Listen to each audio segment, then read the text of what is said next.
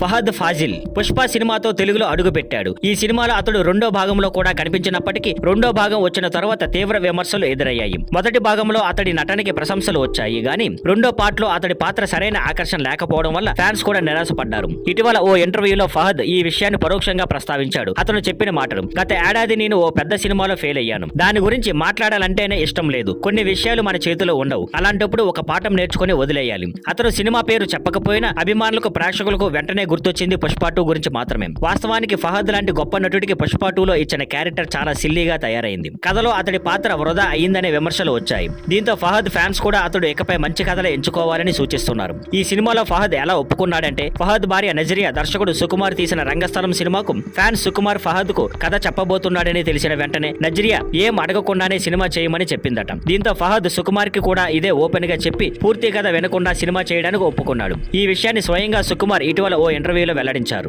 అయితే మొదటిసారి ఫహద్ తో జరిగిన కథా చర్చలతో కథ మొత్తం వినకపోయినా తన పాత్ర ఎలా ఉండబోతుందో ఓ అవగాహన ఫహద్ కి ఉండేది. కానీ సినిమాల విషయంలో చాలా సార్లు మనకు మన పాత్రల మీద, స్క్రీన్ ప్రెజెంటేషన్ మీద కంట్రోల్ ఉండదు. అదే ఫహద్ కు పుష్ప 2లో జరిగింది. అందుకే తన బాధను పరోక్షంగా వ్యక్తపరిచాడు. ఇక ఫహద్ ఇటీవల తమిళంలో మరీసన్ అనే సినిమాలో నటించాడు. ప్రస్తుతం ఆ సినిమా థియేటర్లో ఉంది.